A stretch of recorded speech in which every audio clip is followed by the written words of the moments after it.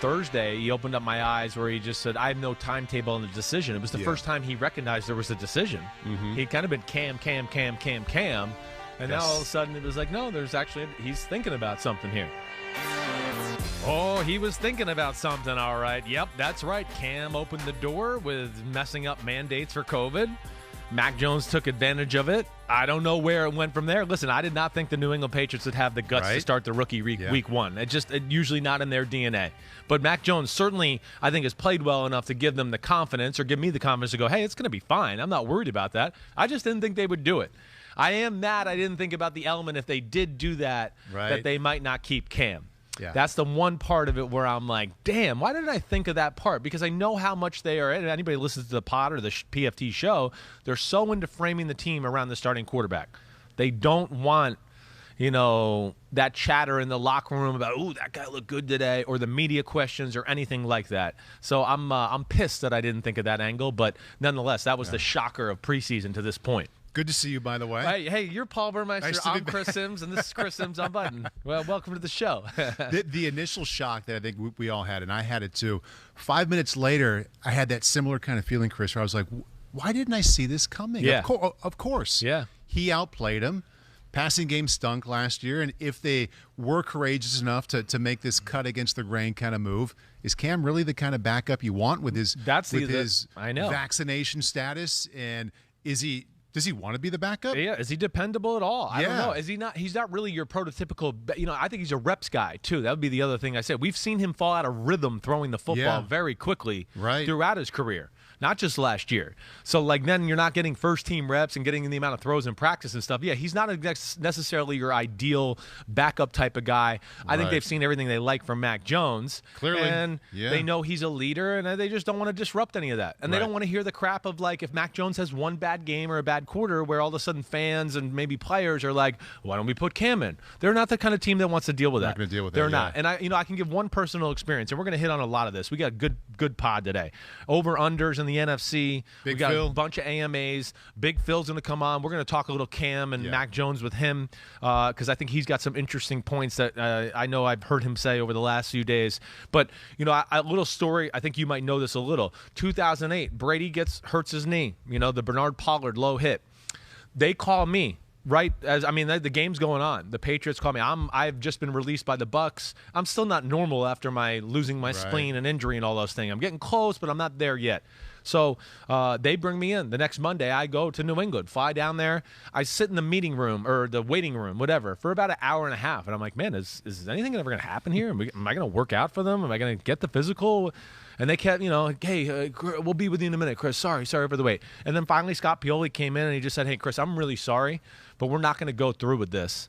He's like, I'm really sorry for wasting your time and all those things. But it basically explained to me that, they didn't want to have to deal with it's Matt Castle. He had a bad quarter.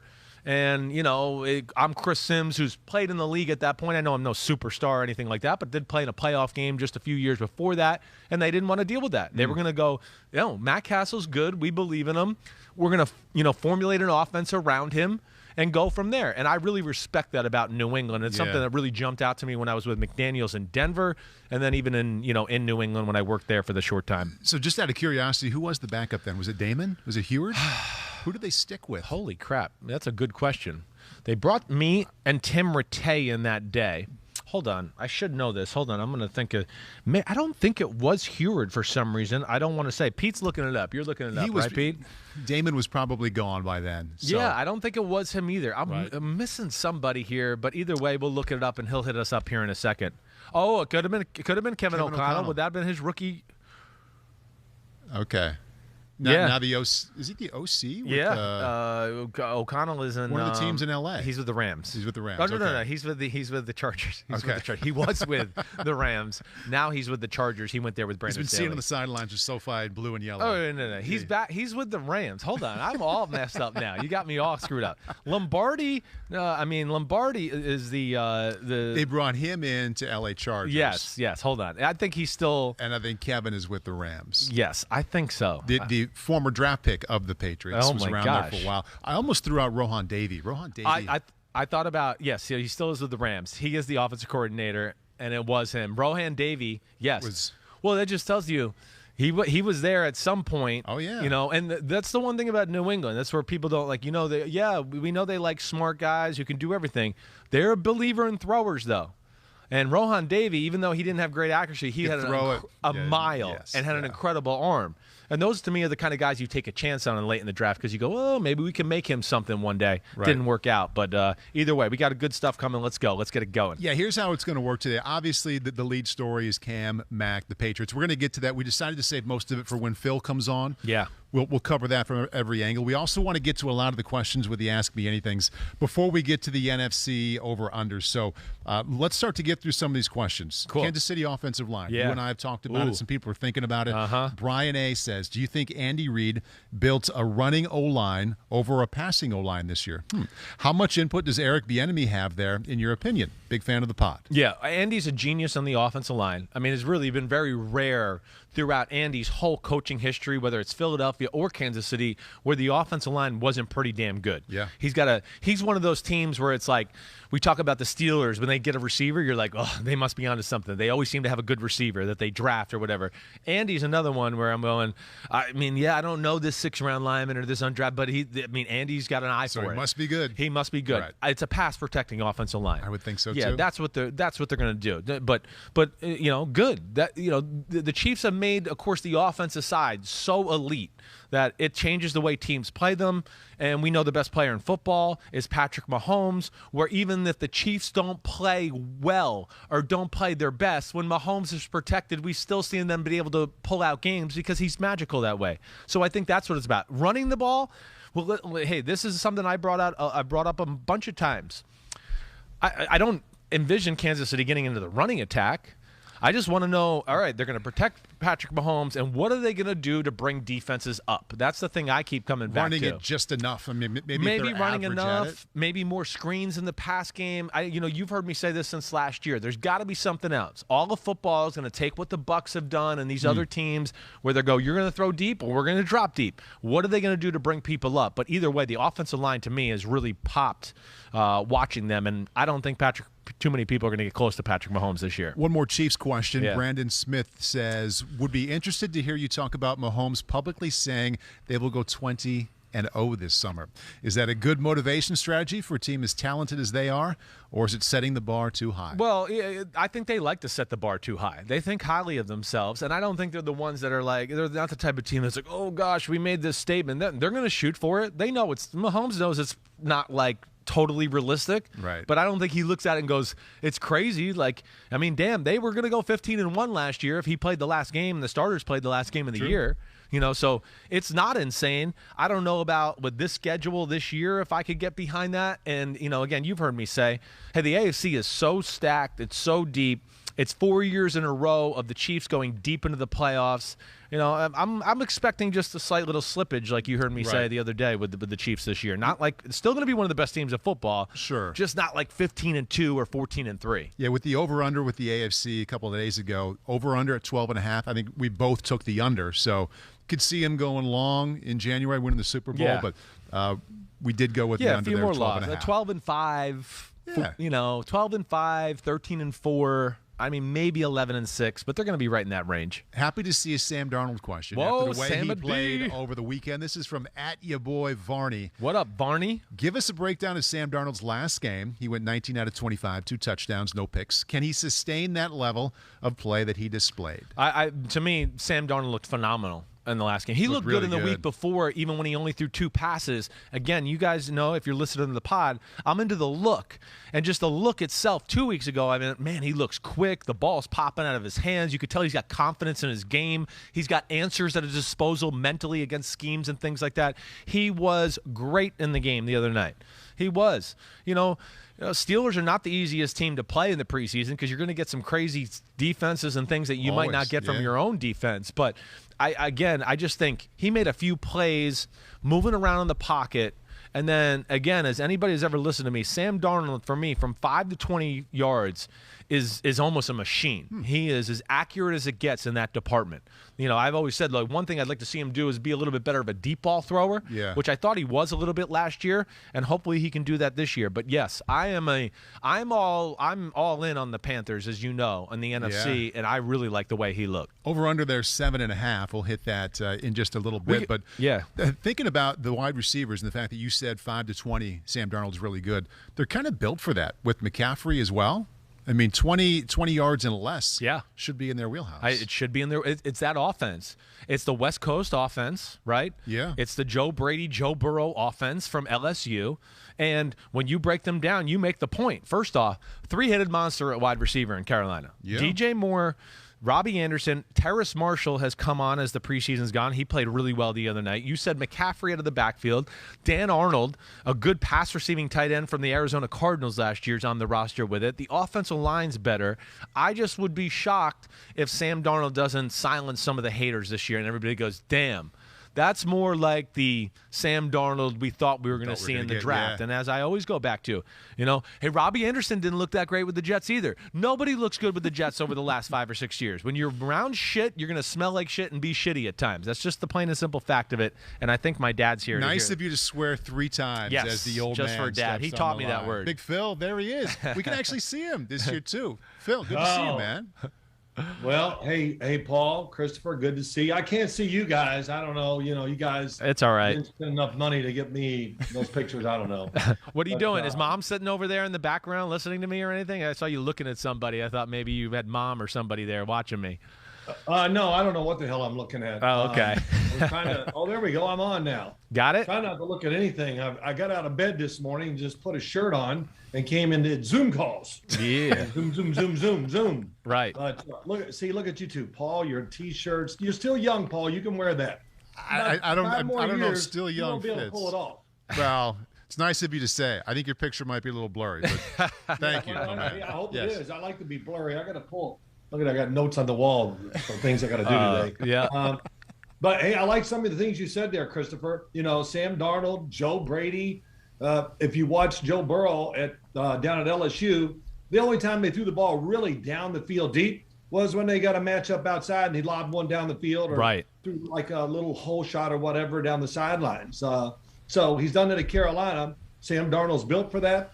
And hey, you know, you're right. It's a good thing he's not in New York right now because the team really hasn't changed and become something we think where they could really surprise people this year. And all they would be doing all year long, all of us, probably me included, we would be hating on Sam Darnold. Yeah. So, man, what a good move for him. This is his chance. Yeah, and just hard to get a second chance in the NFL to be a franchise quarterback. Right. A second chance. This is his second chance. He's got to make it work. Yeah, and you know, Dad, I do too. Like, I mean, Dad and I, we like the new culture with the Jets and all that. But, I mean, damn. I mean, all the injuries they've had, new pieces, young guys, all that. How can you expect too much again this year? And he's right. Like, everybody would blame Sam Darnold. Instead, we can just go, hey, Jets, just – you got something with Zach Wilson. We've seen enough already. Just don't Joe Burrow him and put too much on him and put him in danger's way and all that. And we'll see where it goes. That should be their number one goal with the Jets this year is just protect him, make sure he looks good and gets better and better from there. Exactly. Hopefully he has enough success and good stuff around him where he can come out of the season feeling good, whether they won 4 games or 7 games. Yeah. I mean, that's your future. Exactly. Yeah, exactly.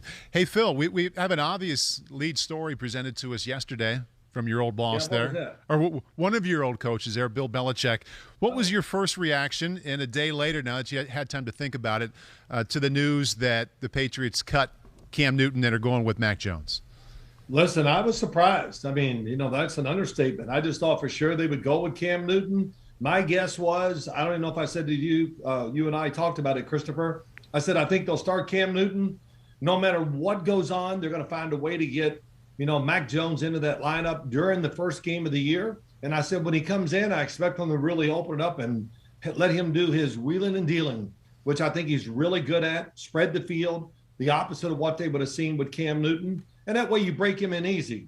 But, New England, they're just not afraid. They're not worried about what people think. I know you say this all the time, Christopher, but they get something in their mind. They know what they're doing. and man, they go with it and they don't look back. And that's the great thing too. Right. I told Paul a few minutes ago I was mad that I didn't think about if they named Mac Jones that they might cut Cam Newton. Just because I know how much they are into framing the team. I told the story about me going up to New England when I got hurt. Yeah. And then they were like, no, we're just going to let Matt Castle be the guy. We don't want to have to deal with, the quarterback conversation all the time. They're very into that. I am pissed that I didn't think of that. I really am. Because they are just so into that. They don't want those distractions. And like Dad said, that's where they're going all in. Dad. Well, yeah, go ahead. Let me say this to you about that story. You were sitting up there waiting to get a workout when they sent you home, and they didn't have to do this. And, I've known Bill Belichick since 1979. I don't talk to him now like I used to, of course.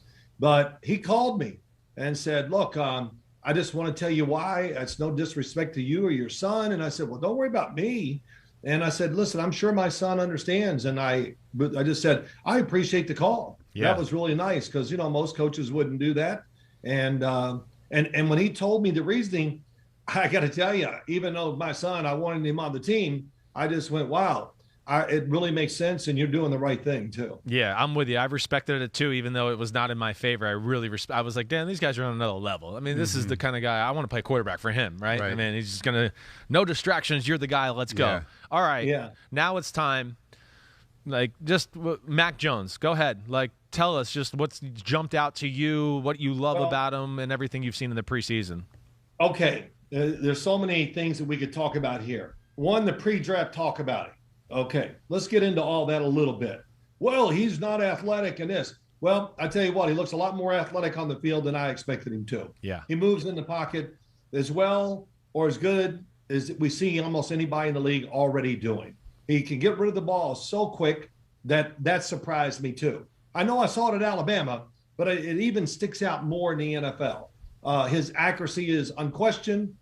His arm strength looks better in the NFL than I thought it would too. I think that was one thing that I worried. I said about him, I like so much about him, but I worried about the arm strength. And let's get into this, guys. Remember, he works the pocket and he makes plays that the other rookies are not going to make. Yeah. So everything is not about, well, we got to run the ball with the quarterback. I just said it gets too overblown. And what are you trying to do on offense? Yeah, Cam can run the ball and get you power runs, but could Cam Newton get rid of the football and find guys as quick as Mac Jones can? And the answer is absolutely not. Yeah. If you know anything about football, that was truly evident during the preseason. And the last thing is this: when Cam Newton, couldn't practice those couple days, well, Mac Jones lit it up. And now it's just all about him. And I'm sure when that was over, they went, wow, okay, now. And then they got the final piece and the final preseason game. He just came out and did it again. Yeah. Three things he does. Of course, we're going to talk about this on everything, but he threw receivers open. He threw receivers and protected them. And he was dead eye with the ones that were open. Right. And his movement in the pocket was not good. It was really good. Yeah. So will that carry over to the season as much? I think he'll struggle some. There's no doubt. He's going to struggle. I don't think the receiving core is one that you can go like Miami. Can they match up their guys one-on-one and beat the Miami corners and the safeties and all that? That's the question. I think it's going to be tough. I know. So what they'll do, they'll find another way to do it. Yeah, that's where I thought they would start Cam. That's back to that logic there. Definitely. And Dad made a point to me the other day about the Cam Mac thing that really stood out to me. Where I was like, damn, Chris, why didn't you think of that? Because I was always like, why Cam can bring that element to the run game, right? To really accentuate it. This is an unbelievable run blocking offensive line. I mean, they're one of those teams like we saw last year where it was like, well, we know they can't throw it, but they're still run for 180 yards in the game. And Dad goes, I think we got to stop worrying about, some of those plays we're going to miss in the run game and realize all the plays they're going to gain in the pass game around Mac Jones. And when he said that to me, I went, that's the point. Right. And then Cam opened the door, like Dad said last week. Mac took advantage of it. I really still don't think this was going that way until Cam messed this up. Yeah. I do. I mean, Belichick's comments changed in that time. We played it in the opening. He made 2 comments that basically say, no, there's a competition all of a sudden where it was nothing to do with that. So when Dad made that point, and I know you kind of just said it, but yes, that brings Josh McDaniels back into the fold more to where it's now all his genius in the pass game and everything he can do. Yeah, Mac is certainly more capable than Cam in that department. Your dad brought up 2 words that I think really fit the Patriots too, Phil, and that they're simple, but they're so fitting. You said they're not afraid. And there are other head coaches and offensive coordinators who might have seen the same thing. They wouldn't have made that move, and the fact that they're not afraid is just perfect. I'll tell you another thing. Paul, I'll say this real quick. Yeah. I would bring a lot of those up, but I just don't want to alienate everybody before the season starts. The chicken Yes. blank, right. It's everywhere. Decisions that people make. That's all it is. The safe ones. Coaches, everybody, they get intimidated by what's going to be said and all that. And first off, don't read it. Come on. Right. You're going to read comments from people like us sitting on panels and sports radio and all that. Come on. Come on. We just went over this. How much do they really know? Get another quarterback and fire the coach. Okay, there we go. We covered it. Yeah, right. In addition to not afraid, though, I don't know what the 2 words are to be parallel to that, but also being willing to change, to come off your original call and to get in meetings and say, gosh, you know what? This is going to be really difficult, but I think we should pivot over this way. A lot of coaches remove the not afraid. A lot of staffs wouldn't be willing to come off of a feel they had an entire offseason to make a change like that. Dad will know this better than I. They're always assessing. They're always assessing. Yeah. Back to Bledsoe and Brady. Yeah, Bledsoe does some things that maybe Brady can't, but Brady has these other elements that he can do, and damn, let's just stay with him. And whatever. They don't ever stop that. That's why they haven't been afraid, to cut players that are popular up there that are coming down to the end, change game plans on a week-to-week basis. Again, that's another thing that's not afraid too. We played this way 1 week, and then most teams would be like, well, we can't do that way the next week. That's crazy. We haven't practiced that. And they're like, no, screw you. We can. We're going to coach it, and we're going to play a different way next week, and that's where they're the New England Patriots. Right. Let me say this, Paul. They bring up a great one, assessing. When Tom Brady was a rookie, they were assessing everything. They saw the Tom Brady that he became, maybe not to the heights that it has, but they knew that the leadership, knowing how to play the position, players gravitating towards him, all that, it was there. And they knew that during his rookie year, because, I did so many Patriot games, they would always give me these things. And I know I've told you these stories. They go, hey, this Brady's a lot better than you think he is. I go, I didn't say anything about him. What are you talking about? But it was there. And so when the time came, they made the change, or they had to, but they were going to stick with it because they saw the long-term effects that he would have on the football team. And the last thing too, Christopher and Paul, if you watch the games, the one thing that's holding true with that New England offensive line is this about pass protection. It's about protecting inside. Yes. And so Mac Jones has been able to step up a lot. And so did Cam Newton the other night. Yes. So protect inside, outside go around us. And that pocket has been really good all preseason. They stress that. They're the machines of, hey, the quarterback's going to be 6.5 yards behind the football. That's where he's going to be. And they're famous because they want to push the pocket because they know that disrupts the quarterback. Well, they don't want that to happen to their own quarterback, and they always used to use the phrase like, hey, we're going to keep it up front. We're going to push the guys around you, and you'll be able to step up in the pocket, and it's going to be like 7-on-7. You're not going to worry much about people around you and all that. And then when they used to say that, I'd be like, man, that makes a lot of sense. No doubt. Dad brought up a good point there. Go ahead. What do you want to go to next? Let's get with a couple of questions that we promised from Twitter that people want to hear from Phil and also from you. This is more about Cam, Phil, than it is about Mac. This is from Vincent W. He says, what do you think about Cam either going to Atlanta or Dallas as a backup to Matt Ryan or Dak Prescott? I think he would fit better if he went to Atlanta. Yeah. We see the way Tennessee played. I'm sure that's the way Atlanta wants to play, and Cam Newton would fit that. Play action, throw the ball, rip it down the field, things like that. And then, of course, still able to move around enough and maybe put in a run play here and there for the quarterback. So he fits that better. I don't see him being a great fit down in Dallas for what they do and how they run their offense, but we'll see. Listen, wow. You got to think of this. Cam Newton in Atlanta, I think he lives down there. If he's the backup, man, the team starts to struggle. That fan base could go crazy too. So you got to think about that a little bit. That's definitely true. I agree with that point all the way. I agree with them that Atlanta would be the better fit. What we just saw, New England didn't like to put Cam Newton in the shotgun with 3 receivers, 4 receivers, empty set. So now he's going to go to Dallas, where we know that's what they're going to do. Yeah. I mean, they're hinging on getting the shotgun. Dak, can you throw for 400 yards every game for us? I mean, that's what they're going to do. I just don't see how that. Yeah. I just don't see that happening either. So I'm with Dad. I don't know. I don't know where this goes with I've Cam. got another team, though, to think about here. Okay, go ahead. Okay, this is from Adi M27, Phil. What do you think of the possibility of Cam Newton signing with Seattle? Yeah, I don't know. I would say I don't like it just because we're talking about Russell Wilson, Cam Newton. Those are some big personalities. And I think Seattle's just one of those teams. They're not stressing over who their backup quarterback is. Yeah. And where Russell Wilson's never really missed a snap. That one year, I don't know how long ago it was, where he hurt his foot or his ankle. Yeah. Oh, my God, he couldn't even walk, and he played a couple games and fought his way through it. So it's hard to find the backup that's going to protect your football team in today's game once you lose your quality starter. Right. It really is. Right. And Andy Dalton did a really good job last year in Dallas, but still they went 6-10.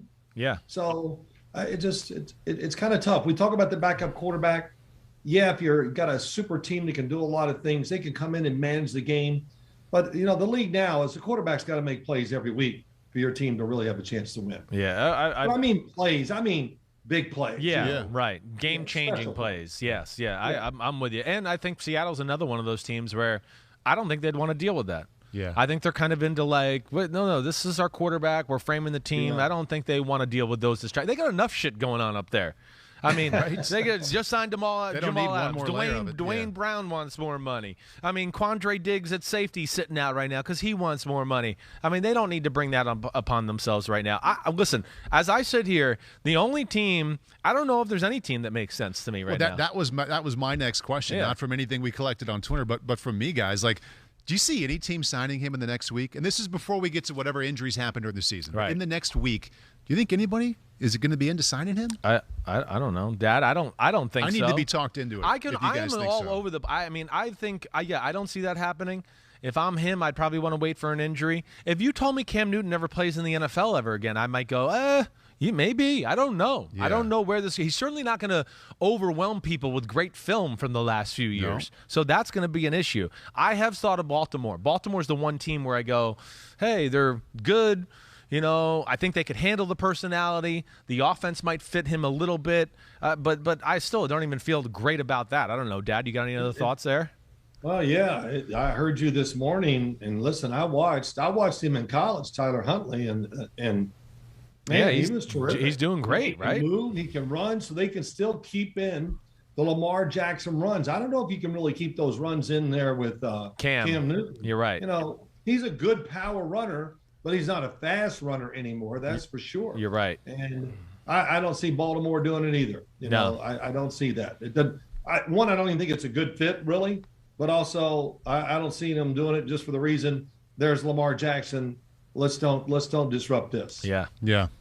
I've got some other questions with some other quarterbacks, unless you guys have a couple other things that you want to hit on New England. No, let's go. Hit it. You're the man. Let's see if you hit the other questions that I want to answer. Okay, here we go. This one's on Trey Lance, Phil, from Ralph Del Sardo. There we go. Fellow Morehead State football alum. What? He said, love the big There's 2 people in the world that went to Morehead State? Probably a couple dozen. Love the work you guys do. I knew Trey Lance was a raw quarterback, but the way he throws the ball is even more concerning than I thought. How difficult do you think it will be to fix, and can it be done during the season? Yeah, it can be done during the season. I think it comes down to him to say, a lot of those throws we're talking about, can you just ease up on the throw a little bit? And, everybody talks about all the drops in preseason with the San Francisco 49ers. Look, I don't know if I call them drops. I don't know what you want him to do. He throws it so hard, and Christopher said it many times, it's not a perfect spiral. It's hard to catch. And, yeah, he's going to have to fix that, and that's the only way he knows.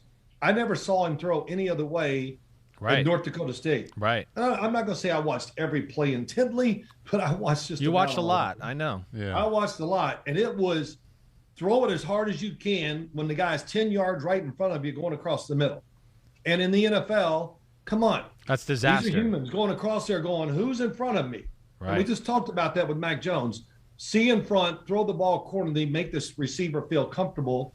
And what he has to do is slow the arm down, speed the body up. Now, nobody's going to know what that means. I think, Paul, you and Christopher understand it. He's just got to soften the arm and get more body into the throw, and that gives you more touch. You're not going to have great touch by going, oh, let me flick it with my fingers. No. You know, we don't have that touch every day. Right. That's not always there. That's why you got to go back to a big fundamental. And when you move your body more, your arm slows down, and it gives you better touch. And you have a much better chance of throwing perfect spirals, too. Yeah, to Dad's point, like if you ever see Rodgers, Mahomes, they got to throw like a little fade in the back in the end zone. They're on the 7 or 8 yard line. They don't let their arm get longer and go, I'm going to go really slow like this and do it. They keep it really tight, and that's where we go, look, it's just a little flick of the wrist, and it's actually like, no, look, it's actually perfect mechanics. Right. They use the body, they tighten the arm a little bit, and that's what softens up. I don't know if he can do that. I got to see it to believe it. I'm not as positive as Dad on that one. This was my issue. Listen, you know? Yeah, Christopher. Yeah. And Paul. He's not going to change that during the year. No, he's not. He can't. No. You know, that is, you know, that was a concern of mine coming in the draft, just what the ball does in his hands as he throws it. And so far that's proven true. But look, you know, there's many other ways for him to survive. He's not going to be Mac Jones and doesn't want to be. And Mac Jones will never be Trey Lance, that's for sure. Right. So, but he'll learn. And one thing I've said to my son and you probably many times, in the NFL, you learn to become a very good thrower because you realize one thing, controlling the football is everything. Right. Because when you really control the ball, you become smarter because you trust what you see. And you make decisions, you make them with confidence, and you put the ball exactly where you want it to go. When you don't trust it, man, I don't know if he's open or not, I don't want to take that chance, and you change your decision-making. And I see it with quarterbacks.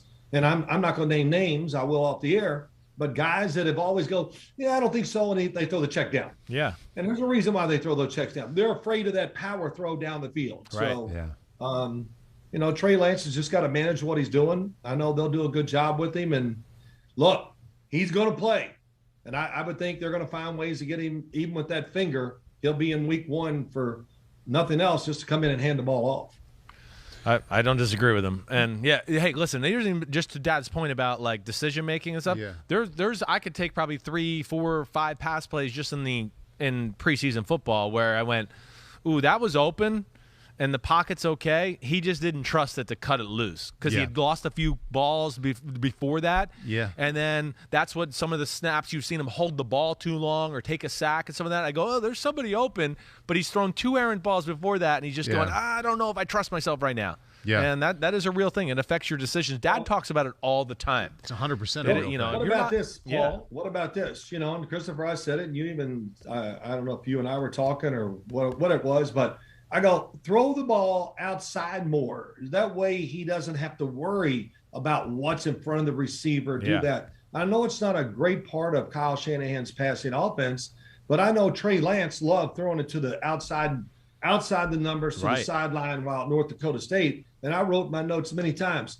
Man, he throws power out cuts. He does. Yards, 12, whatever. He lets them go. Yeah. And he throws those better than he does the balls over the middle, in my opinion, so far. Yeah, so. And he's going to get a lot of single safety defenses because they're worried about the quarterback run, and he's going to be able to throw those routes Dad's talking about, out routes, comebacks. Oh, the guy's impressed. Let me just throw a go down the sidelines.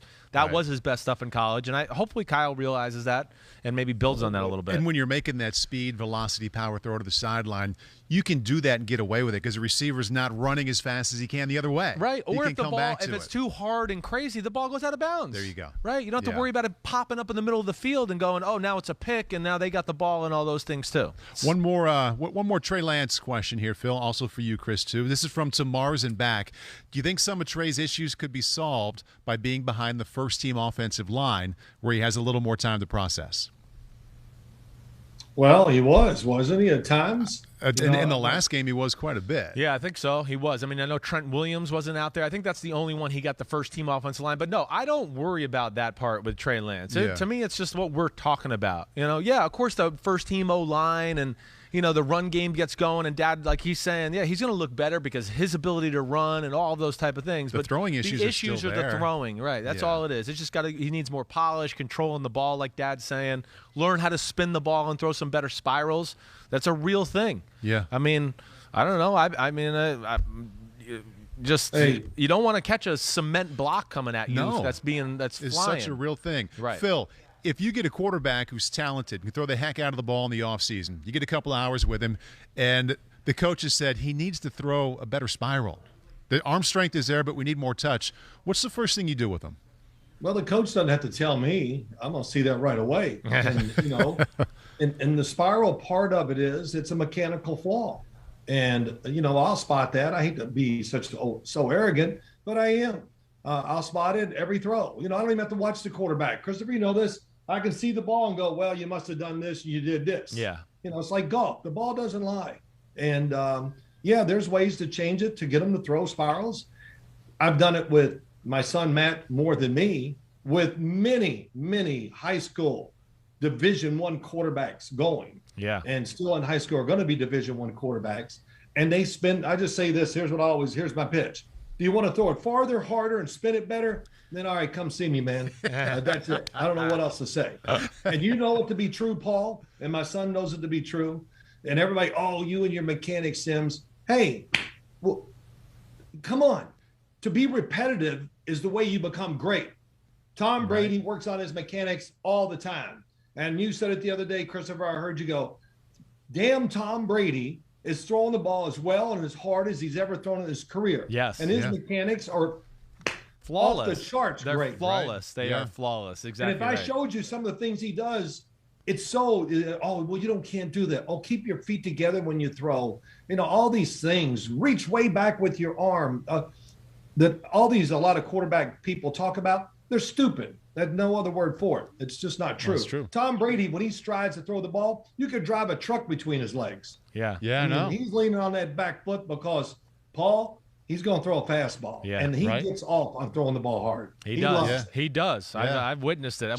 When I was working there, man, he used to come out in early practice. And, again, Dad will attest to this because people still fight me on this where I try to tell people – Brady's arm is an all-time arm. Mm-hmm. It's not, Rodgers or Brett Favre or Dan Marino in his prime.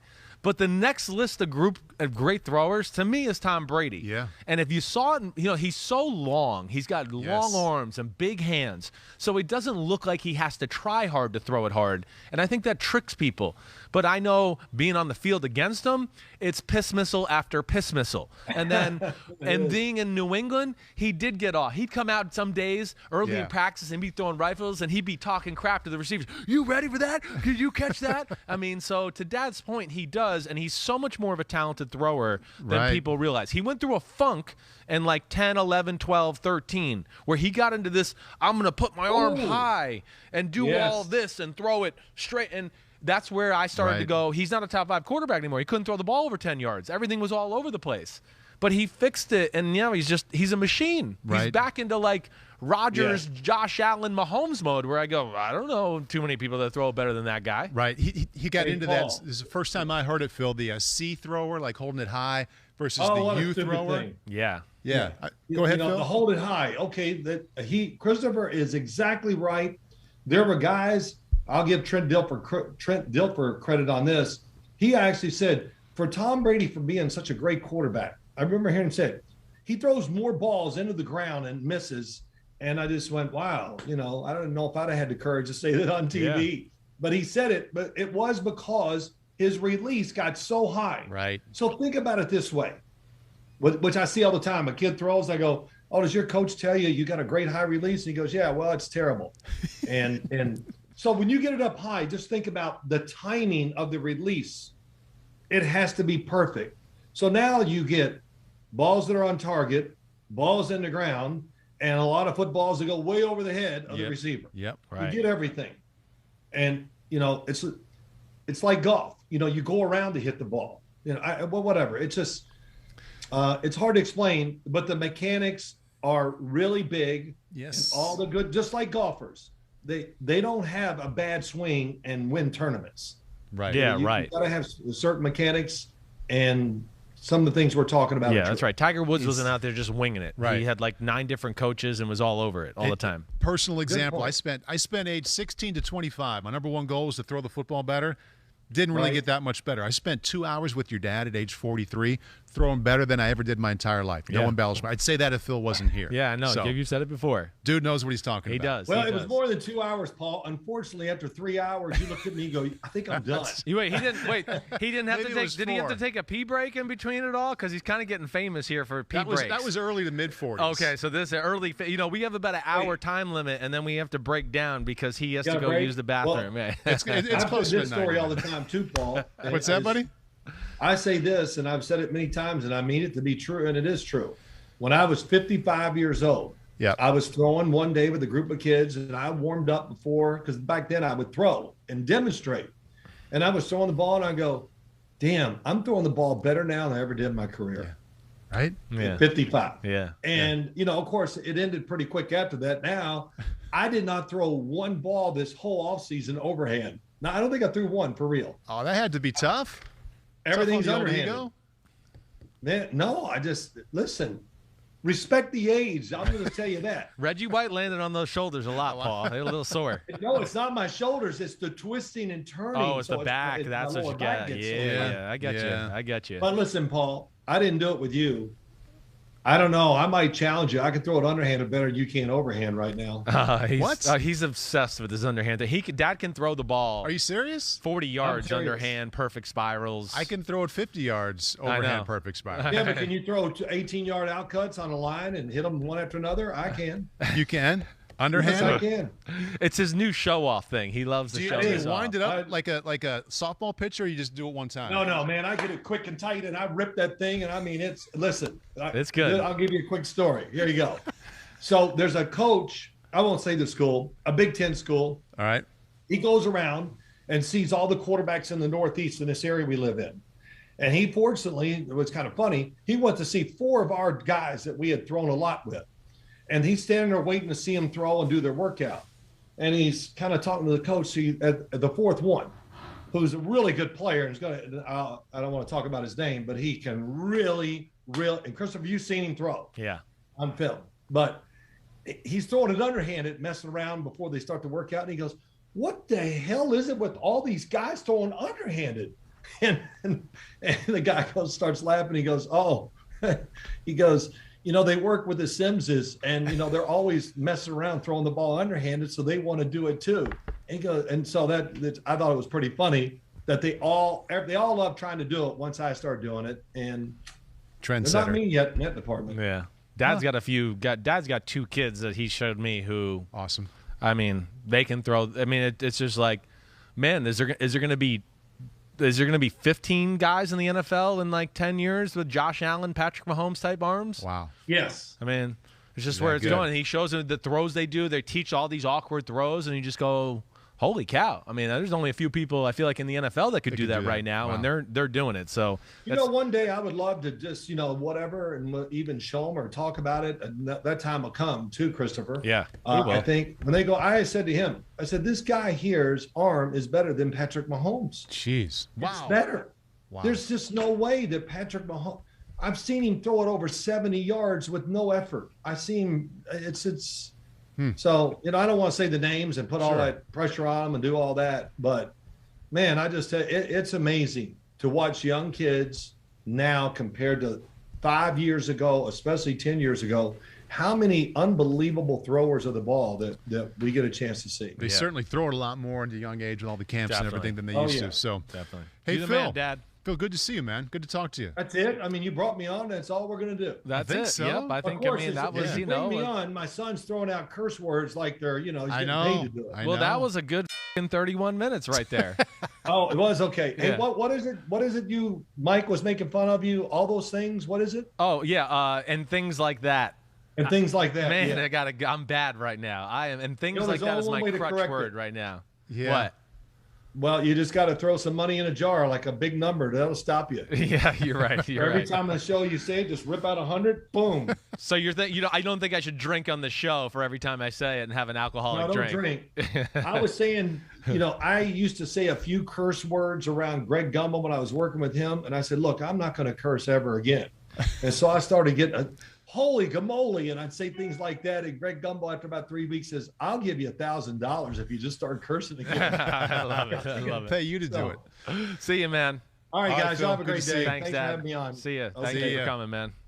It's nice to see Phil. We're talking to him, no, right? I was shocked when I said, "Dad, do you want to Zoom today?" I was like, "You don't have to." He's like, "Yeah, I'll Zoom. Send the link." He's right there in his house too, right? He's right in the house. I mean, of course he's in his house. See, that's did you see the background there? That's rich people crap right there. He's got a picture of a butterfly in there. Like that's rich people crap right there. Like, I got a picture of a special butterfly behind me. I mean, come on. Throwing underhand. Yes. Man, oh man. Yeah. Yep.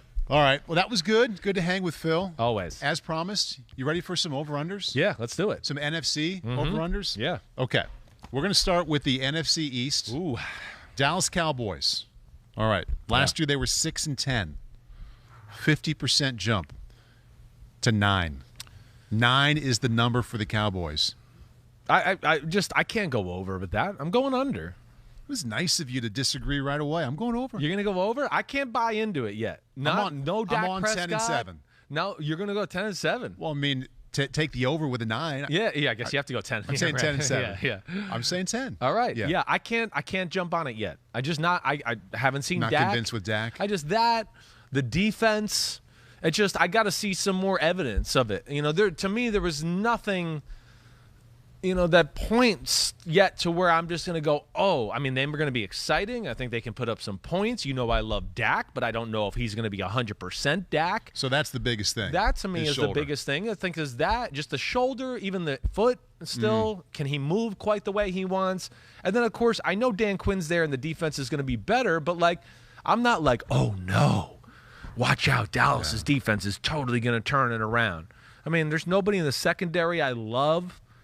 The defensive line's solid, but I don't look at it and go, oh, wow. Yeah. I mean, maybe DeMarcus Lawrence can jump back on the scene and be the guy he was maybe 2 or 3 years ago. Yeah. The linebackers are the one part of the defense where I go, oh, they could pretty be good. Van Der Esch and Michael Parsons and Keanu O'Neal down there in the second level. That could be special. But I got to see more first before I buy into that. I can't jump on that wagon yet. Make me feel bad for taking you over there out of the gate. That's Boom. Good. This is Eat good. it. More fire than coming out of the gate last time. All right, Washington. Yeah. 7-9 last year. Yeah. Over-under is 8.5. I'm going over. Yeah, I was too. I mean, to me, Washington's the most complete football team in the NFC East. I thought this was the easiest one in the NFC East. I agreed. And not to say that I think this is going to be like, oh, a 14-3 football team or anything like that, but I do think that their roster, 10 wins, 7 losses. I think Fitzpatrick is as good now or better than he's ever been, really. And the receiving core is better than it was last year. Exactly right.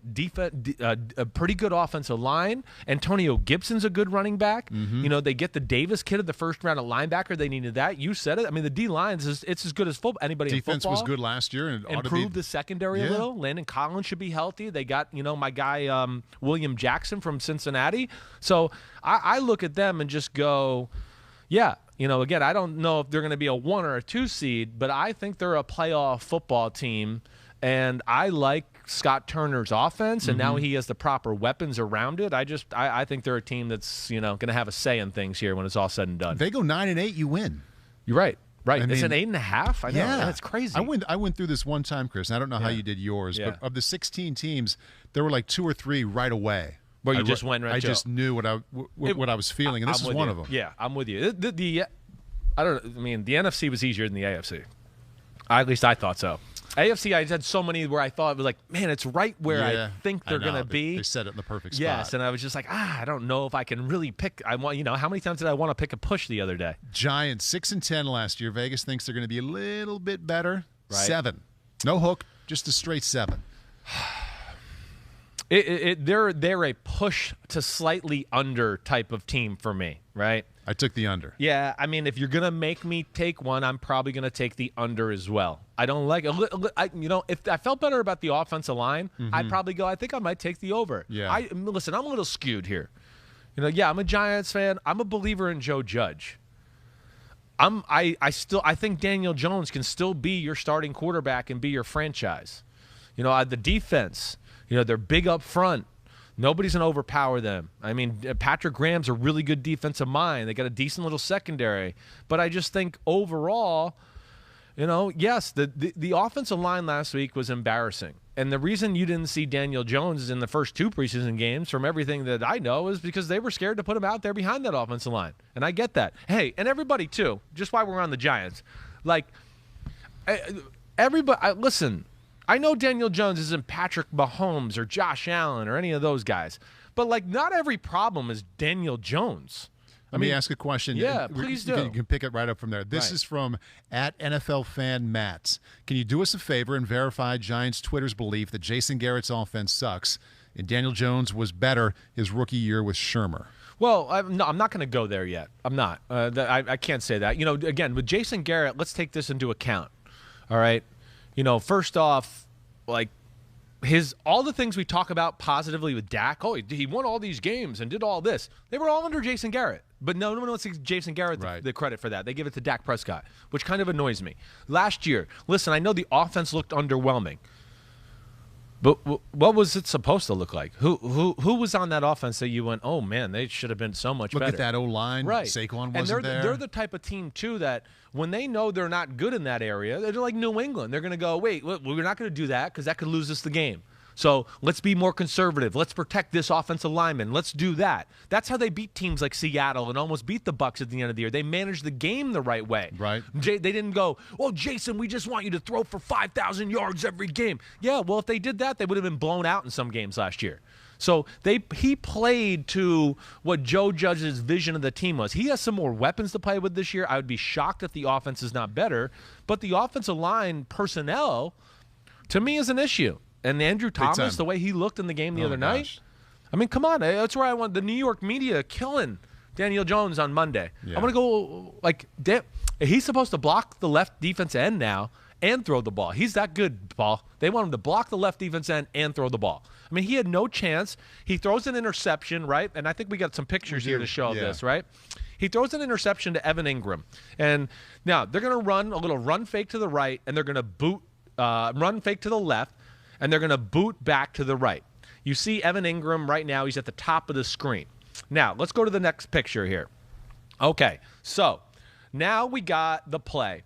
All right, and you see we got the little backside tight end running the corner route.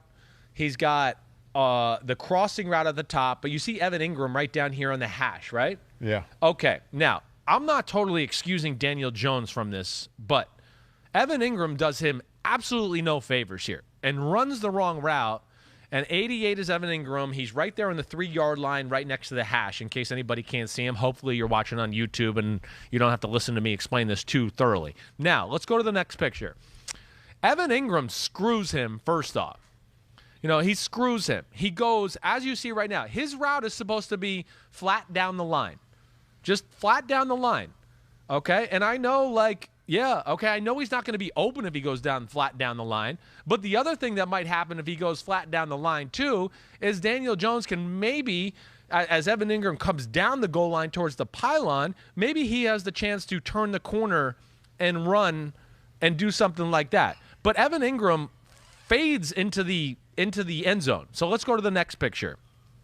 And within that, he's doing him sit down, stop, right there, stop. You're going to get the ball. That's what he's expecting him to do right here. This is why he throws the ball the way he does. He's thinking wait, there's a guy out in front of you, gear down, give me your chest, and we've done this a million times in practice. For some reason, Evan Ingram continued to float into the end zone. Now he's 5 yards deep in the end zone. Daniel Jones throws him a ball thinking he's going to slow down and stop. It ends up being behind him. Yeah, okay, we can blame Daniel Jones and go, hey, don't let one mistake become 2 mistakes and those type of things. See, I just said it. There we go. But he was anticipating the guy to stop, sit there, and I'll hit you right in the chest, and it would have been a touchdown. If you're watching on YouTube, the ball made it through those two defenders that are 5 yards apart. I don't know what Daniel he's Jones doing. found the open spot. Right. So he was getting ready to release, and Evan Ingram made it look like he was going to kind of gear down, and then all of a sudden decided to keep going and kept drifting. Yeah. And it's an example of, let's not blame everything on the quarterback. And I know we're going to blame him a lot, but, man, there's other issues there right now with the Giants, and we'll see where this goes. But the criticism is so harsh of Daniel Jones up here right now, and that does bother me. However, two votes on the under with the Giants over-under set at 7. Yeah. One more team, the Eagles. They won 4 times last year. Vegas thinks they're going to win 7 this year. I don't see that. I don't get that. No, I don't get that either. Now, I'm going under. I don't think we're going to see like a 4-13 type year. I'm going to go 5-6 wins. I think that's about right. But to win this bet, they would have to go 8-9. I don't. No way do I see that happening. Right. At least I gotta see it to believe it. That's one of those. I will say this: if there's one positive about the Eagles, okay, it is that they have a chance to have an unbelievable dominant offensive line. Where I look at that and go, okay, that gives them a little bit of a fighting chance. It's a good place to start. It is a good place to start. And then on the defensive line, the same thing. Where I go, man, there's a lot of good, big people. They got some decent edge guys where they're never going to be in a game where you're going to look at and go, the Eagles are just going to get plowed. They're going to get plowed and overrun. So that gives them a fighting chance to maybe where we're both wrong. Mm-hmm. But I got to see it. Nick Sirianni, new head coach, Jalen Hurts. How much has he developed as a thrower? He only played 10 plays in the preseason. Yeah. So I got to see some of that before I'm jumping on the over there. At Adam Blackhall asks, Paulie B, how could you ignore my Eagles the other day when you said the Broncos had the weakest quarterback room? Although I reckon we could get a sitcom from the Phillies QB from the quarterbacks with the main guy Hurts, the old guy Flacco, and the new quirky neighbor Minshew. Yeah. Well done. Well, to his point, first off, that's why the Eagles are involved in the Deshaun Watson conversation. Yeah. They understand that their room's a little underwhelming.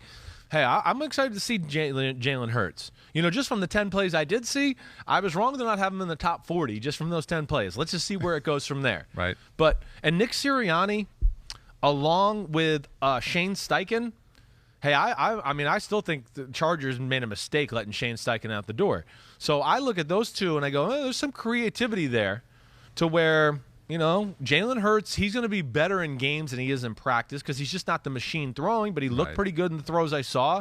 We know he can run. We just talked about that O-line. That's where I give them a fighting chance, but I'm going under. Moving to the NFC North, this is one of these numbers, Chris. We start with the Packers, where I looked at it, I'm like, what am I missing here? Yeah, I know. 10.5? Mm-hmm. They were 13-3 last year. I know there's been some drama, maybe a little spillover with the quarterback situation. But Aaron Rodgers is still the guy. Back-to-back seasons, 13-3. He's showing no signs of slowing down. No. I think the synergy with quarterback and head coach will be better. Right. So 10.5 seems like a very low number to me. To me, this is one of those that we were just talking about, where you're just like, what? Over. Yeah. Like, yes. I am too. Not a whole lot else to say about the other thing is, over people making too much of a deal about the offseason crap. Like, that's over with. It doesn't matter. Rodgers doesn't care anymore. He's probably like, good and coast. Mark Murphy, Here we go. Let's just play football. I got my coaches, my players. Offensive line? Not really. They might have a new center. Bakhtiari's out, but okay, they'll manage. Yeah. So I don't look at it. I'm with you. I don't look at any of it to go, oh man, this could be a big letdown year. Yeah. They got a tough start of their schedule, but they still got Aaron Rodgers, some pretty good weapons, a pretty good system. I think the defense has a chance to be better under Joe Barry. I certainly don't expect a drop off. And here's my other big point, okay? Because we're going to sit here and talk about this.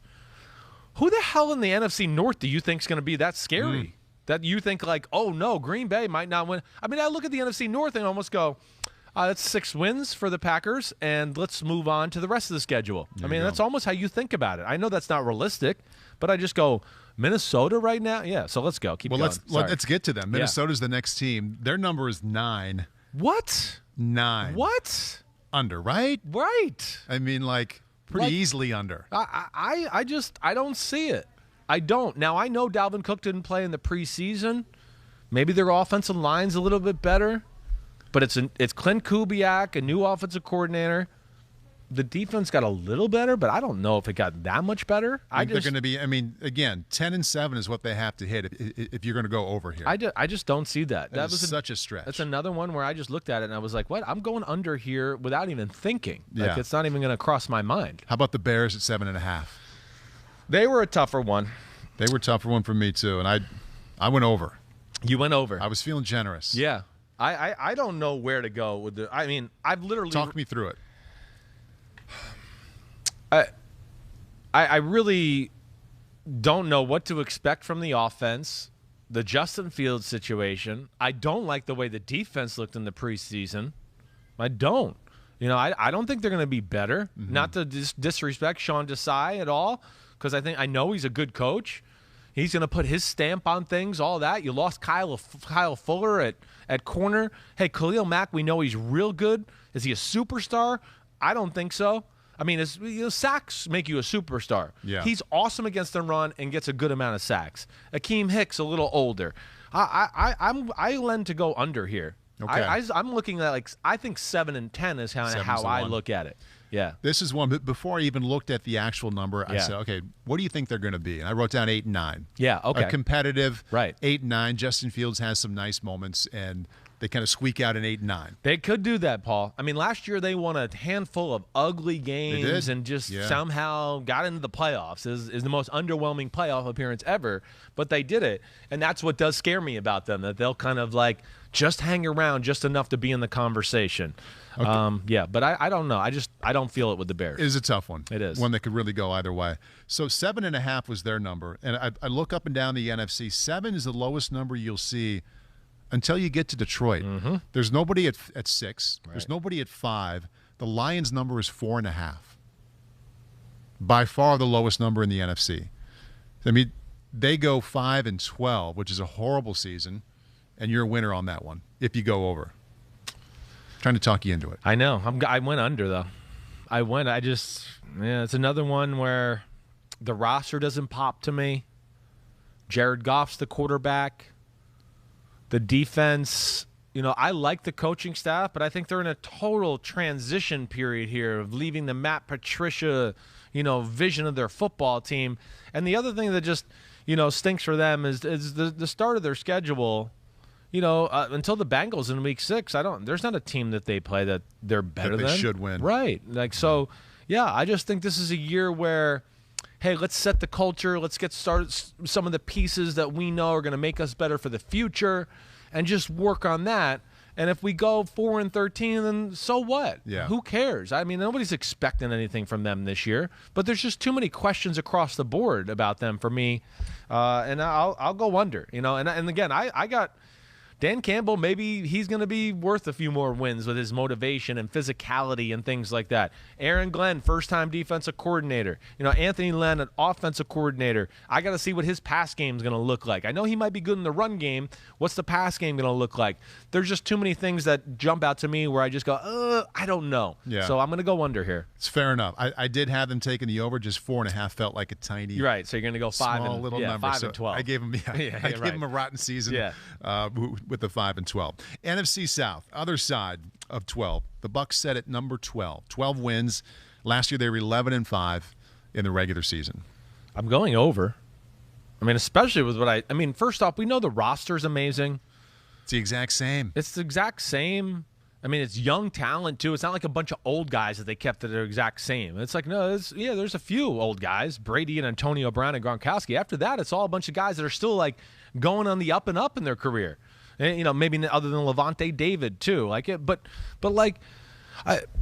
just think they're so clearly the most talented team in the NFC, and then it's another year of Brady in the system. Mm-hmm. And then, again, what we saw from Brady the other night. Yeah, no. It's just I just look at them and go, they're going to be able to do whatever they want on offense. Right. If they can protect him, and now he seems more, and, you read things down there, he's definitely more comfortable in the offense. Sure. He's not thinking as he walks to the line of scrimmage. I've seen him say it. I've heard Bruce Arians say that.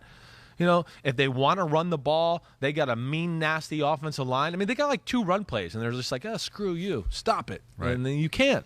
So, Yeah, I'm going over there. I'm expecting, number 1 seed type of stuff from the Tampa Bay Bucks this year. It was one of those where I wanted to. I spent some time diving in. I'm like, I'm going to find some reasons to say, you know what? They're going to be really good, but I'm going to say hard. They go 10-7 or 11-6, and like, what do you find? Unless you have some conviction that Brady's going to fall off, there are no signs of that. There's nothing roster-wise where you could really dig in and say, you know what, this team's not going to be as good as they were last year. I don't think so. I think you're going to get some of those young corners that are only going to be better. Antoine Winfield's only going to be better. Devin White's only going to be better.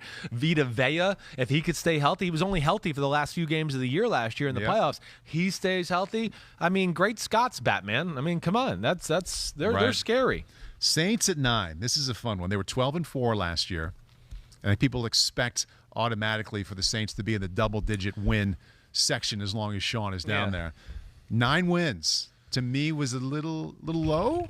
I could see them being much better than that. They're like, so right now it looks like they're going to be away from New Orleans for a month. Yeah. That makes me like, oh damn, that's a lot to deal with. Yeah. I think they're a playoff team. I'm more of the push to barely over with them. I think they're. I'm with the comfortable over here. You're with the comfortable over? I can see 11 wins. You think they're gonna like be a real force? I do. Yeah, I know. I think Jameis is going to be pretty good. Look at the quarterback play last year. It wasn't like it was upper echelon, and what did they win last year? They won 12 last year.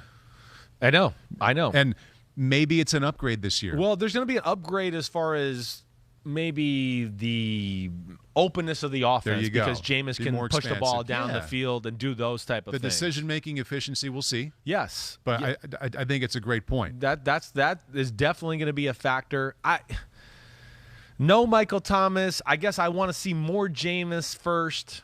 I'm picking to be playoffs, but I kind of went to the barely over conversation here. So you wrote it in all undercase and in parentheses. Well, yes, they gotta play the AFC East.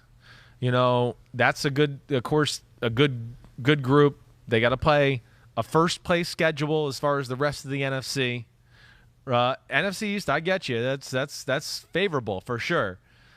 I got so much faith in Sean Payton. I really do, but You're trying to talk yourself out of the over here? No, I'm doing over all the way. I don't know why. I just can't jump on to I think they're going to be 13-4. Or I just feel like they might lose a few games this year with Jameis maybe taking a few chances here and there. No Michael Thomas. I guess those are the things that are kind of bothering me to a degree, but I still think they're an NFC playoff team. Pete, what did you just say about Jacksonville? Breaking news, Saints-Packers Week 1 in Jacksonville. Right. What a great advantage, first off, for Green Bay, that you don't have to go to the Superdome and deal with that crowd to open the season. Could be 110 degrees, though. It could be, yeah. Both teams. I know. But yeah, I hear what you're saying. It's advantage Packers that they get this opportunity, and it's one less game in a hostile environment, which we know can be like the most hostile environment. Right. I like the Saints. I still think they could be if they get it rolling, can be a pain in the butt in the playoffs. Like Marcus Davenport looked better coming off the edge. The same things hold true. Yeah, it's Sean Payton, Kamara. The offensive line is one of the best in football. I guess I'm just going, man, how many years can they win the NFC West and just be awesome? NFC South and be dominant like that? So, yeah, I'm just going over. Like 10-7, I guess, is kind of what I'm thinking for the Saints this year. We've talked about this team quite a bit, and even on this show, and I think this one's an automatic. Carolina Panthers, 7.5. Pretty easy over for me. I am too. I'm picking the Carolina Panthers to go to the playoffs, 100%. So. You have 3 playoff teams in the NFC South? I do. Yeah. I'm going three playoff teams in the NFC South for sure. They're just one of those teams where, again, we see it every year, right? A third of the playoff teams fall out of the playoffs the next year, and we get 4 or 5 new teams. Carolina is the team I'm going with to do that. And I also look at it and go, to me, for teams like this, the start of the schedule is important. Gain a little confidence and things like that. They're going to get the Jets at home. They're better than them. They got the Saints. Okay, we know that'll be tough. But then the Houston Texans, the Cowboys, the Eagles, the Vikings, the Giants, the Falcons, those are all their next games where I go, even if they're not hitting on all cylinders yet and everything like that, those are games they can win. And I think their rosters are more talented than all of those teams there that we just mentioned, other than the Saints. So, yes, I'm a believer in Darnold. I'm a believer in Matt Rule. And I'm a believer in what I've seen so far. Just like I talked to like Miami and things like that, just the look of the football team, they got it all. Now they just got to kind of get the confidence and go out there and do it, and I'm going to bet that they do. 3 for 3 in the NFC South here, Big Lefty, with the overs in playoff teams. Damn. So that leaves the Falcons here. They're going under. Pretty good time to go under. What's their set at? What are they set at? What would you guess? I saw it, but it was like seven. Were they 7.5? 7.5. Yeah, that's too high for me. Right. I don't even know where you can get that. They were 4-12 a year ago. What does everybody look at to go? Cal Pitts worth 2.5. Or is it just Arthur Smith? Again, Arthur Smith. Like, I don't think that team's quite where they need it to be to capitalize on the way he wants to play yet either. So, defensively, there's not a ton that jumps out at me. Dean Pease. It's a new system for that group down there. They've been running that Dan Quinn Seattle scheme and playing against 3 playoff teams in their division. Exactly right. So that's what scares me. I don't think that offensive line is set up to just open up holes for Mike Davis like Derrick Henry had. And I love Calvin Ridley. Matt Ryan's still really good. Pitts will be really good. But, yeah, tough division. And I just don't see enough talent overall in the whole roster for me to sit here and go, oh, yeah, no, this is a bounce-back year for the Atlanta Falcons. 3 divisions we've hit so far, Chris. We have had 2 teams, 2 total, that are predicted to have double-digit wins. Green Bay, the over-under was 10.5. Tampa Bay, it was 12. Okay, we get to the NFC West. Yeah, yikes. 3. I know. We have 3 in double digits. I'll start with the Rams at 10. This one to me was like, they were 10-6 last year. There's another game. They upgraded a quarterback. I really had to go back and I'm like, did something major happen here that I'm forgetting about? Yeah, I know. What am I missing? No. Why is it only 10? I don't know. Well, I think it's the division is tougher, right? Yeah. It is a tough division. It's a thin football team that we've talked about that's always on the cusp of, like, for me, like, there just you go. dangling on the edge of, like, man, 2 injuries and you guys are screwed. Yep. You're not going to be the same team. They got the running back injury thing going on. The running back injury thing too, right? So I think that's what we're probably talking about when we hit on the Rams. I'm on the push to barely over with them too. Yeah. So I mean, again, I'm going to go with the over. But I think it's like an 11-6 type of over. Yeah. I do think Raheem Morris on the defensive side will be great. That's awesome. The NFC West, they got the AFC South, right? So we know they can beat the Texans and the Jags. The Colts and the Titans will be tough. They got the NFC North, which is favorable too. I mean, we just hit on it. We really look at only Green Bay as the real team there. But it's their own division. Their 17th game happened to be the Ravens too, which was a bad draw for them. Overall, yeah, I just think I'm going to go barely over. Barely on the over side. Yeah. I'm on the over side too. Yeah. Again, unless I'm really missing something. You think you're going there. like you're not thinking like 13-4, no, but like 12-5, 11-6, yeah, something there. To me, 11-6, it seems pretty reasonable. Right. With that team, that quarterback and that defense. I know. I can't wait to see Matt Stafford and company and what McVay does with them and just what it looks like. One of the most altogether. anticipated parts of the season for sure. Yep. Niners are 10.5. They were 6-10 last year. Team sets up a lot differently. Jimmy G's healthy. They bring in Lance. 10.5. For a while, to me, felt like a big number since they were only 6-10 last year. Mm-hmm. But I wrote down over. Yeah, I'm into what they're doing at the quarterback spot. 6-10 last year. Yeah. Let's not forget how many times we went, man, if they didn't mess this game up, they should have won this. They had all these injuries, everything like that. Big upgrades at quarterback this year. Yeah. So, we'll see where all that goes. Here's the first thing I'll say. You got the Lions and Eagles out of the gate where I just go, okay, that's a nice setup to get things going back. But I just look at the 49ers and look at the roster altogether, assuming that we get Nick Bosa here, back in the fold, right. Maybe a little D Ford back in the fold. I just go, man, they're talented on both sides of the ball. And then, the Trey Lance aspect, Shanahan's offense in general, as long as it stays healthy, I don't give a damn if it's Jimmy G or Trey Lance. I still think it's going to be dangerous. And defensively, I worry about their corners still to a degree. Because there's nobody there that I look at to just go, man, if they got to play man-to-man in a big spot, they're going to be able to do it. They'll be okay. They got nobody there in that department, but they're going to rely on their pass rush to save that aspect. And when you get a healthy D forward with Bosa and Eric Armstead, and just they have depth behind it, their linebackers are really good. So, yes, I'm going over here. Not like super over. 11 wins kind of season, I'm going to bet on the 49ers winning the division and going like 11-6 right in there. I'm with you there. Maybe 12-5 if they get a lucky bounce of the ball here and there. And I have a good feeling about Jimmy Garoppolo. I think he's going to have like comeback player of the year. I wouldn't be shocked. Kind of season. No matter how much they use Trey Lance, right. I think it's ultimately going to help him. Yeah.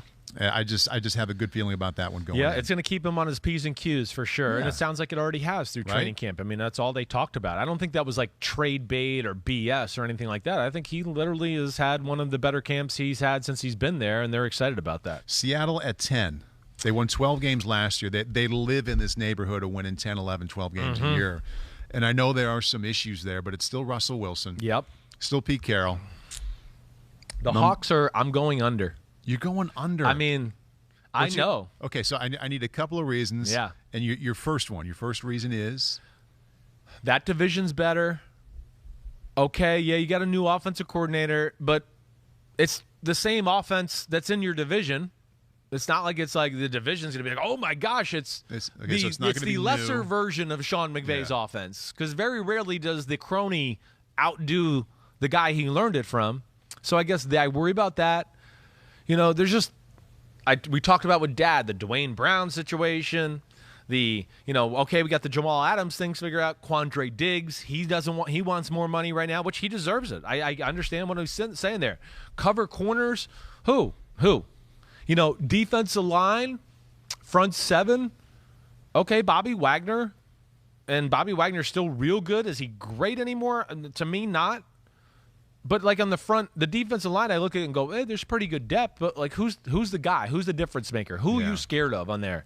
I guess that's where I kind of came down to it a little bit. You think I'm putting too much on Russell Wilson? No, he is the reason I'm scared as hell for this. I mean, he's the magic man.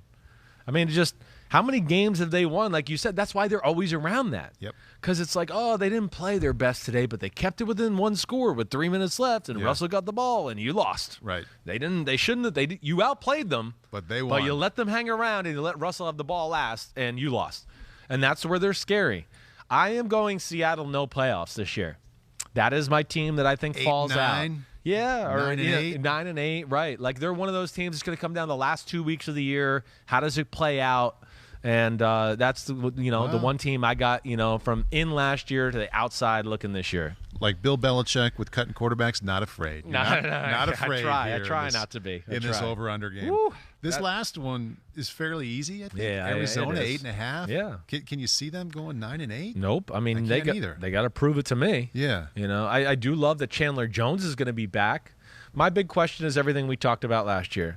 Can the offense be more diverse? Exactly. Bring more to the table. We can't just line up in 4 wides and think this is the Big 12 anymore. That's just not going to get it done. Yep. Kyler got to be a little better, like we talked about a few weeks ago on third downs. Defensively, I love the middle linebackers, those 2 super freaks in the middle, Zaven Collins and Isaiah Simmons. Yeah. I love Budda Baker. Malcolm Butler, it sounds like, is going to retire, has some sort of personal issue. I don't know what it is. It's something personal. Right. They're not like, I don't look at them already and go, well, they got great cover corners. That's a weakness of their football team. I like Vance Joseph. He's creative on that side of the ball. But in that division and everything else you take along with it, yeah, I'm going under there. If it is under, and we both feel like it's going to be, do you think that'll be it for Cliff Kingsbury? I do. Yeah. Yeah. It just... I mean, there's so much excitement about Kyler's potential. If they're not in the playoff hunts late December or in it. Yeah. I mean, maybe that's the bottom line, too. Maybe if they're not in it in January. I think that's fair. I mean, I definitely think that's going to be real chatter, and that's going to be the conversation. If they're out of the conversation in December like you're talking about, or don't make it, or if it just looks like, man, Kyler hasn't progressed at all. It looks like the same type of stuff we saw the first years where, yeah, Kyler is going to make plays. I know that. He's a freak. He flies. I mean, he can run. He can do all those type of things. So he's going to be a pain in the butt. But as we've seen, like, in both years, as the season's gone along, they're too predictable. Teams catch up to everything they do, and they know exactly how they're going to be attacked from that Cardinals offense. And I guess that's what really worries me about them. It's a classic situation, or I guess a perfect example of some of these quarterbacks that you like a lot. You talk about you're like begging the offense to help them more. And if they don't help him more in terms of the scheme or how they make it, nothing's easy, but easier for him to be good for 17 weeks, it's not going to change. You got to help the quarterback. I mean, I don't care who it is. I mean, the GOAT, Brady, they helped the quarterback in Tampa, in New England, like we've talked about. Even Rodgers. I don't care. Like, Mike McCarthy's offense wasn't good enough. They needed something else there. He needed a little help. Right. It just doesn't matter. Josh Allen, he's awesome. He needs some help. Yeah, they got a great system. He's going to be okay. Same with, Mahomes and all that. So I hate the quarterback. It's like back to our Lamar Jackson thing. No, it's on you, coaches. You guys are making millions of dollars too. You got to play to their strengths and adjust the game plan accordingly. And that's what really good teams do. Right. Oh, Drew Brees can't throw it 50 yards on a line anymore. Okay, we'll come up with 75,000 different ways to throw it 5 and 10 yards. And we'll still make the playoffs. And win the football game. Tom Brady, like we talked about the other day, they can't do three-step game or boots. Doesn't matter. We're going to formulate a bunch of plays where he can stand in the pocket and pick you apart because that's what he's the best at. Right. And that's what good coaches do. And I think with some of these other ones where we question the quarterback and those type of things, and when we question the quarterback and all those other conversations around it, I just want to go, no, we need to question a lot of things around it. Yeah. You stop putting these guys on the pedestal like they're all Superman and they're supposed to just overcome every little obstacle they got. There it is. Woo! As we once said, there's a show, that's a show. There it is. All right. We're going to be doing like playoff predictions, Super Bowl predictions next week. Unfortunately, you will not be there. It's Tuesday. You're not in? Are you in Tuesday? I need Pete. We need to talk. Yeah. Yeah. Okay. Yeah. Pete, we'll talk. We'll figure it. It's a fluid. We'll figure it out. We will situation. not be back on Monday. It's Labor Day. We know that. Okay. Correct. So Tuesday will be the podcast. Tuesday afternoon, I'm flying to Tampa. There you are. Thursday night. Sunday night football on Thursday. Homecoming NFL. parade Wednesday morning for Chris Simms. Oh, yeah, Tampa. They love me down there. They really always were great to me. But I'm excited to go back there. Yeah. We're going to be on site there. We'll do the PFT, Chris Simms Unbuttoned Picks Galore podcast with Florio on that Friday morning there. But, yeah, I think Tuesday, right, Pete? We're going to do the playoff right tree. There, yeah. And as you see, in the NFC, I got Washington, Green Bay, Bucks, Saints, Panthers, Rams, 49ers. That's my NFC playoffs right there. Now I just got to figure out how I want to seed them and who I want to go to the Super Bowl. You can hit that all in the A block because this morning it was 39 minutes. Hey, you saw that? I was going back to the coffee and I heard Mike say, "When we come back?" And I glanced over. I'm like 39 minutes. That is a meaty first block. Yes. Yeah. I mean, if I didn't have this possibly unbelievable brain, I don't know how I'd do it, but I do. Okay, let's go. We're out of here on that note. Yep, dumb blonde from New Jersey said that. Peace out, everybody. Paulie, you the man. Always fun talking to you. I'll see you next week. Yep, right, I'll see you soon. good. We'll talk. Everybody, be good. Enjoy Labor Day weekend. Be safe. Have fun, but don't go crazy. Okay? I'm gonna have lots of fun, but I'm not gonna go crazy. All right. Peace. See ya. I'm taking the over there.